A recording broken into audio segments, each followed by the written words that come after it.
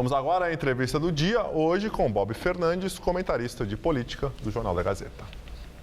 Vamos conversar com Luciano Caparrós, advogado, especialista em direito eleitoral e um dos fundadores do Movimento de Combate à Corrupção Eleitoral, o MCCE. Boa noite. Boa noite. Amanhã, na Escola Superior do Ministério Público aqui em São Paulo, começa um debate sobre poder econômico nas eleições. Qual é a sua posição ou do movimento em relação, por exemplo, a financiamento de campanha? Bob, nós entendemos que esse é o ponto crucial da reforma política. Com o sistema que nós temos hoje de financiamento de empresas, o sistema do poder econômico, ele torna o processo eleitoral totalmente desvirtuado. Todos esses escândalos que nós ouvimos hoje têm a ver com financiamento de campanha. Então, nós temos um projeto, no projeto de reforma política, que trabalha com financiamento público, com a possibilidade de doação do cidadão, para evitar que aconteça financiamento público com doação da pessoa física. Dos grandes partidos, com sua experiência, inclusive como advogado que trabalha no setor, alguém escapa desses esquemas a contar o Brasil todo? Então, o grande problema é isso. Se você olhar a última eleição, a eleição presidencial, a presidente Dilma gastou em sua campanha em torno de 350 milhões. E o Aécio, o segundo, gastou 250 milhões. As empresas e os grupos que financiam todos os candidatos. Então, estão todos, e isso não se aplica só à eleição nacional, à presidência da República, isso ao governo do Estado, às eleições municipais. Todo mundo está envolvido nesse sistema, numa relação promíscua com o poder econômico, que acaba sempre levando a esses escândalos, ora em nível federal, ora estadual, municipal, que a gente acaba acompanhando. Da reforma, primeiro, como é que está a reforma política? Porque as notícias que a gente tem é que há 2 anos já estava andando, quer dizer, está andando, não andou, por quê? Está parado onde? Então, esse é um outro problema. Nós tínhamos uma comissão especial funcionando na Câmara dos Deputados, trabalhou quase 2 anos um projeto de reforma política, que o relator era o deputado Henrique Fontana, do PT do Rio Grande do Sul, que simplesmente foi impedida de continuar o seu trabalho por conta de um deputado. Impedida por quem ou por quê? Então, um deputado que obstruía todas as sessões, que era o deputado Eduardo Cunha. O atual presidente da Câmara. Que hoje é presidente da Câmara, que não tinha interesse que a comissão concluísse os seus trabalhos e que o projeto pudesse ser levado ao plenário. Foi criado, então, um outro grupo para discutir um outro projeto, que é o projeto que está tramitando hoje, que é uma PEC, é a PEC 352, que prevê a manutenção do financiamento privado de campanha. Que é a posição do deputado Eduardo Cunha, que as empresas privadas possam financiar, que é como vemos e assistimos hoje nas eleições. Exatamente, ou seja, aqueles deputados que já têm um grande financiamento de campanha e que querem manter essa situação, não querem mudar no sistema. Então, querem que permaneçam esse sistema de financiamento privado de campanhas. E aí agora essa PEC está tramitando com uma velocidade enorme e aí que tem um contraponto muito grande com aquilo que a sociedade tem discutido para que tenha uma reforma política verdadeira. No seu entender, de quem trabalha há tanto tempo, não só como advogado, mas no movimento de combate à corrupção eleitoral, essa questão do financiamento empresarial é um dos veios centrais da corrupção eleitoral e nos partidos políticos? Com certeza. Se nós olharmos esse último escândalo da Petrobras, ele está totalmente vinculado ao financiamento de campanha. Os partidos usaram esses recursos para financiar as suas campanhas. Então, essa é a forma como hoje nós vivemos o processo eleitoral. O processo eleitoral é totalmente cooptado pelo sistema financeiro, empreiteiras. O senhor está dizendo isso de maneira ampla, porque fica um partido dizendo que é o partido A, que é o partido B. Alguém escapa? Não, todos os partidos, com exceção do PSOL, que não admite doação de empresas, todos os partidos vivem dessa forma.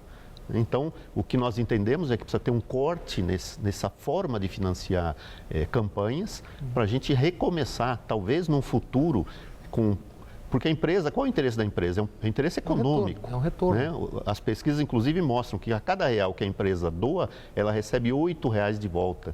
Então, é um financiamento, é um investimento, né, na verdade. Ainda em relação à reforma, que outro aspecto é importante para o movimento? Então, nós trabalhamos para ter o financiamento público, precisa também haver uma mudança na forma de escolha dos candidatos, de eleição. Não dá para distribuir dinheiro hoje, dinheiro público, para a quantidade de candidatos como nós temos hoje. 32 partidos. Então, no projeto tem também uma forma de votação em 2 turnos, onde no primeiro turno você votaria no partido e no segundo turno é que você escolhe o candidato, diminuindo demasiadamente o número de candidatos e o controle seria feito via partido. É o partido quem faz a campanha, é o partido quem presta conta. É uma conta só e não inúmeras como hoje. Empreiteiras estão no foco do escândalo Petrobras. Não precisa ser nenhum grande especialista para saber das histórias e quais são as relações das empreiteiras em governos estaduais, em prefeituras, ao longo das décadas. Como é que se vê essa questão? Não, as empreiteiras são as principais financiadoras de campanha. Não únicas, mas... Não únicas, mas são as principais. E o que é interessante também é que no sistema de financiamento privado são poucas empresas que financiam campanhas. Porque quando nós falamos das empresas, a gente pensa em todas as empresas.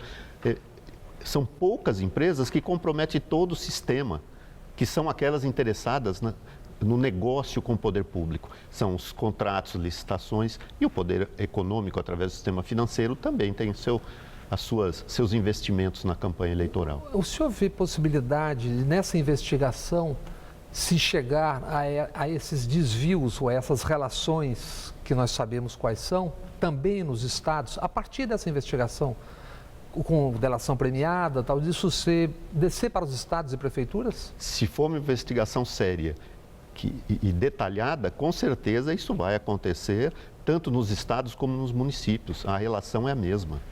Tá. No Brasil há uma tendência, como a gente já falou aqui, de o corrupto é sempre o outro. Primeiro, raramente existe o corruptor e o corrupto é sempre o outro, o vizinho, né? Como é que vocês do movimento de combate à corrupção eleitoral percebem isso, enxergam isso e como trabalhar essa questão? Não, esse é um problema de conscientização do cidadão da importância que tem do exemplo até em casa, né? A própria CGU lançou, alguns anos atrás, uma campanha mostrando que subornar o guarda na rua ou furar fila é um ato tão desonesto como o corrupto, o político.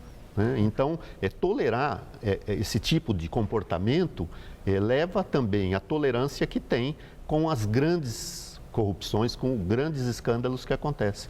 Então, a população precisa entender que ela tem uma parte importante como cidadão nessa mudança de posição no combate à corrupção. Corroborando o que o senhor diz, os auditores fiscais dizem que estima-se em R$500 bilhão a sonegação no ano passado. Os brasileiros devem, de dívida ativa da União, 1,3 trilhão, devem 50 bilhões à Prefeitura de São Paulo. Existe uma cultura de corrupção a essa altura do campeonato já? É até triste falar em cultura da corrupção, porque é uma coisa endêmica, né? Uma coisa muito... Mas, efetivamente, o que acontece é isso, é como a lei de Gerson, todo mundo quer levar vantagem. Então, se os políticos levam vantagem, por que eu não posso também levar vantagem? A compra de votos, por exemplo, é uma coisa que muitas vezes o político precisa até se conter, porque ele é atacado pelas pessoas no período eleitoral com relação à compra de votos. Então, o trabalho é de conscientização do cidadão, no processo todo, e entendendo que a reforma política e o financiamento de campanha, essa discussão tem a ver com cada um dos cidadãos, né? E isso tem a ver também com a forma como ele conduz a sua vida e o seu exemplo. Muito obrigado, Luciano. Gabriel.